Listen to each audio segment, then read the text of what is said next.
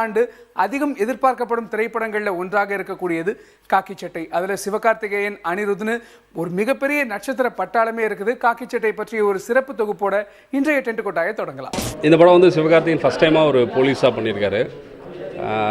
Commercial entertainer தான். ஒரு ஆக்ஷனும் இது உள்ளே இருக்குது, காமெடியும் இருக்குது. ஸோ எல்லா தரப்பு ஆடியன்ஸையும் சாட்டிஸ்ஃபை பண்ணுற மாதிரியான ஒரு படமாக இருக்கும்னு நாங்கள் நம்புகிறோம்.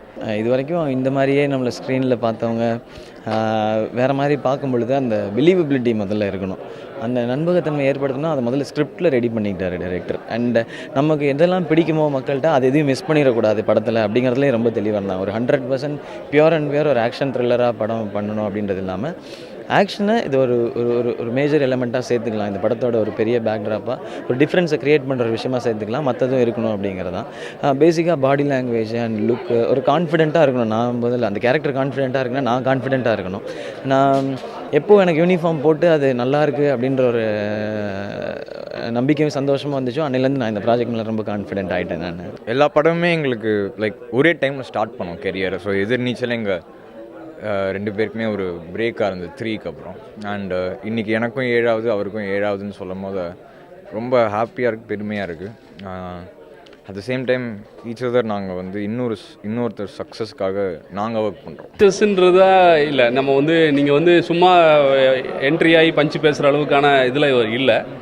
பட் இதுவே நம்ம வாழ்க்கையில் வந்து ஒருத்தர் 10 தடவை நம்மளை அடிக்கிறாருன்னு வச்சுக்கலாம், நம்ம ஒரு தடவை திருப்பி அடிப்போம். ஸோ ஒருத்தர் 10 தடவை பஞ்சு பேசினா நம்ம ஒரு தடவை திருப்பி பேசி தான் ஆகணும்.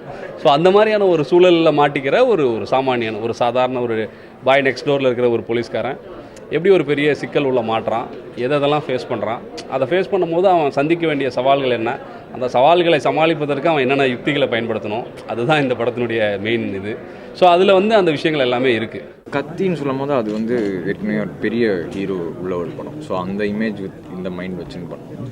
ஆனால் காக்கி சட்டை வந்து ஃபஸ்ட்டு ஆக்ஷன் படம் இதுதான். ஸோ ஆனால் வந்து ஒரு நல்ல பஸ் உள்ள ஒரு ஹீரோ இன்றைக்கி வந்து ரொம்ப ஒரு ஃபாஸ்ட் க்ரோத்தில் இருக்கிற ஒரு ஹீரோட ஃபஸ்ட் ஆக்ஷன் படம்னு சொல்லும்போது அதுக்கு நம்ம என்ன பண்ணணுமோ அப்படி தான் ட்ரை பண்ணியிருக்கோம். நம்ம என்ன சொன்னாலும் அது தப்பாக இருக்கும், அது படம் தான் பார்த்துட்டு எல்லாருமே சொல்லுவோம். போலீஸ் அப்படின்னும் பொழுது எப்படி லவ் காமெடின்லாம் கேட்குறோம். பட் எங்கள் அப்பாவை பொறுத்த வரைக்கும் அவர் எவ்வளோக்கு எவ்வளோ ஸ்ட்ரிக்டோ அவ்வளோக்கு அவ்வளோ ரொம்ப ஜோவியலாக இருப்பார். அவர்கிட்ட அவர் நிறையா டைமிங்கில் கலாய்க்கிறதுலாம் உண்டு நிறையா. அண்ட் அம்மாட்ட வந்து அவ்வளோ பாசமாக இருப்பார், அவ்வளோ அன்பாக இருப்பார். நான் அவங்க 2 பேரும் இருந்த டைமில் நான் வந்து அப்பா இறக்குறதுக்கு முன்னாடி வரைக்கும் ஒரு நாள் கூட அவங்க சண்டை போட்டு பார்த்தது கிடையாது. அது ஒரு லவ் தான். அது ஒரு பொண்ணை பின்னாடி ஃபாலோ பண்ணி லவ் பண்ணணுன்னு அவசியம் இல்லை.